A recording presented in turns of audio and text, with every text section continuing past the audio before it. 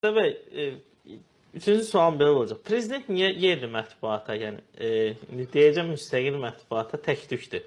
Amma yerli mətbuata, indi Mişahini çıxsaq oradan, ASTV-ni çıxsaq, yəni dövlətə xidmət edən kanalları çıxsaq, niyə məsələn Putin kimi illik bir hesabat deməli mətbuat konfransı eləmir? Hər dəfə mən bunu dünən də prezidentə irad tutmuşam ki, yenə də bu Pandora məsələsini getdi, da danışdı. İtaliya kanalında. Niyə Sərdar Əliyevlə yox? Amma burada ayrı bir məsələ də var. O vaxtı bu Rauf Arifoğlu efirdə müsahibə verildi. Ona sual verdilər, cənab prezident niyə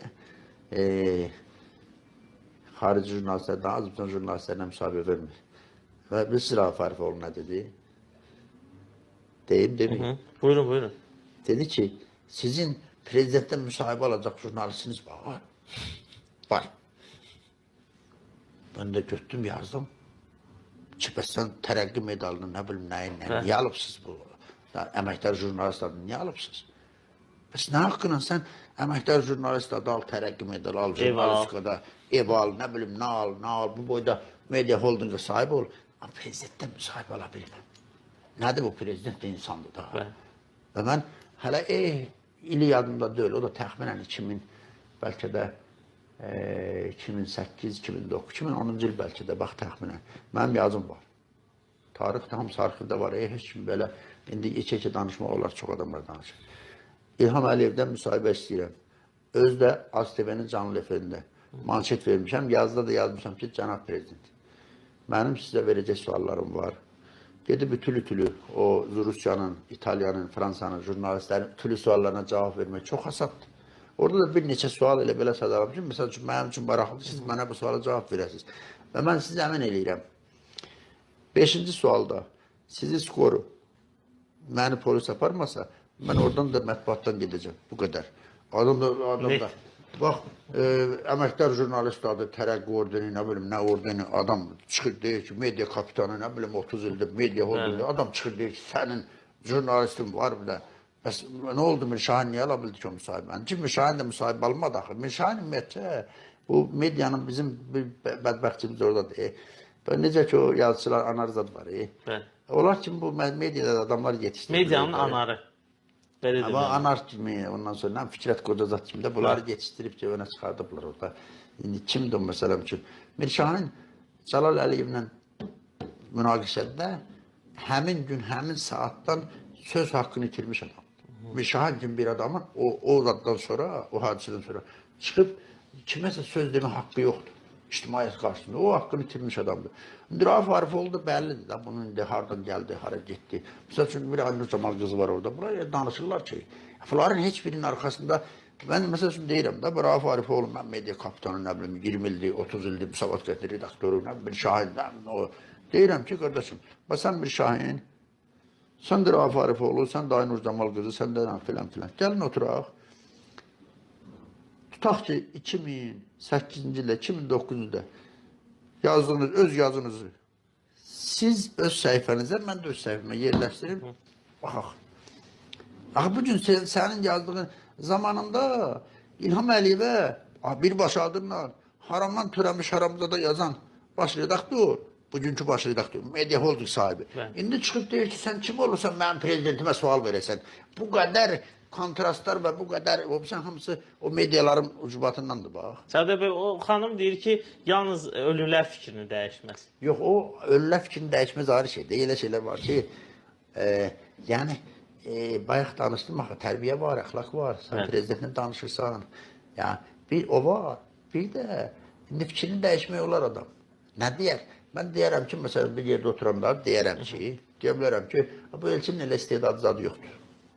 Sürürüm, tanış olurum, baxarım, doğrudan da elçinin istedadı var, maşallah, hər şeydə yerli düzdür. O zaman mən nə edəcəm? Mən həm də bunu publikin demişəm, səhər qəzetdə yazmışam sonra. Mən birinci elçindən üzr istəyəcəm. Publikini. İkinci oxucudan, üçüncü də Azərbaycan xalqından üzr istəyib. Bəli, mən o vaxtı belə düşünürüm də oradan orada bir ayıblı bir şey yoxdur ki. Amma daha indi adama haramdan törəmiş haramzada deyən adam, o artıq o fikri dəyişdirsə mətbuatdan getməlidir. Çünki hər zaman bunu sənin qabağına qoyacaqlar.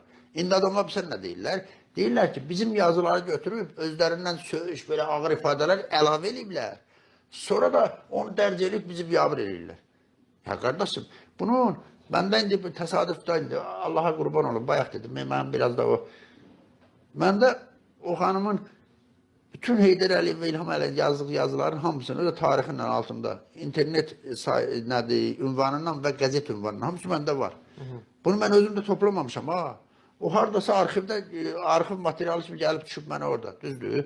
İndi mən də oturub baxıram, bir dəfə tutaq ki, sən haramdan törəmiş haramzadadan imtin edirsən, sən əyyaşdan imtin edirsən, sən qumarbazdan imtin edirsən, sən nə bilim İlham Hamhamdan imtin edirsən. Hətta bunlar bir kərə İlham Əliyevə qalboy da yazmışdılar. Bu qədər. İndi adamlar gəlib oturub bunlar olub hamısı.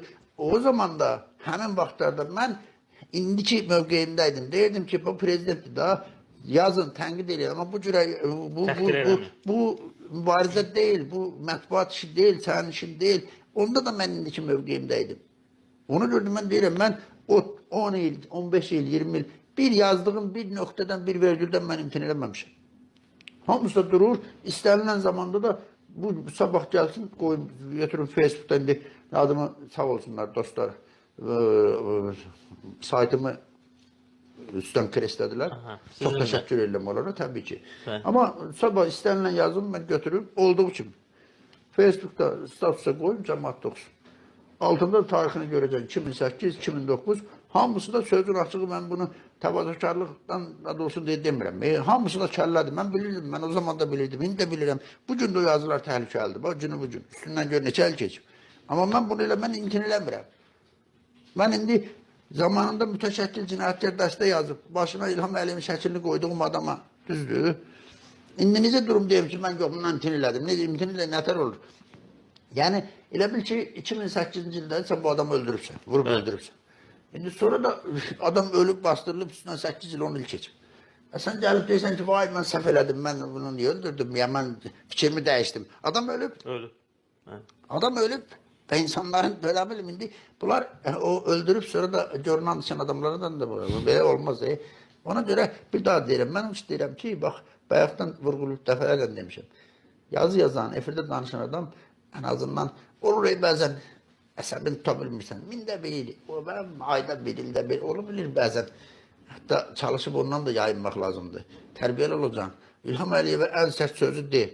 Və məndən sərt söz İlham Əliyevə heç kim deməyib bu ölkədə. Heç kim. Nə partiya sədri, nə media kapitanı, nə media generalı, nə müxalifət, nə bilim lideri, heç kim deməyib. Məndən sərt heç kim deməyib. Və mən ondan imtin eləmirəm. Niyə imtin eləmirəm? Mən tərbiyəsi deyilməmişəm. Mən deyirəm də, bax, cənab prezident, mənə müsahibə verin, 5-ci sualda sizi skoru mənə də polis aparacaq. Mən bunu əmirəm, düzdür. Deyirəm, mən söz demirəm ki, elə şərtdə qoyuram orada, gedək, yox. Olmasa da mən oradan qələmi qoyub bir daha mətbuatdan gedirəm. Şərtimiz bu, düzdür. Amma bir gün adamı öldürüb, bir daha deyirəm. Bu gün adamı rəsmən öldürüb, zəhər verib, zəhərləyib özü. Qəsdən bilə-bilə zəhərləyib öldürüb. 5 ildən də durub demək ki, yox, mən ondan imtin elədim. Zəhər adamı öldürüb, baxı. Ona görə, onlar biraz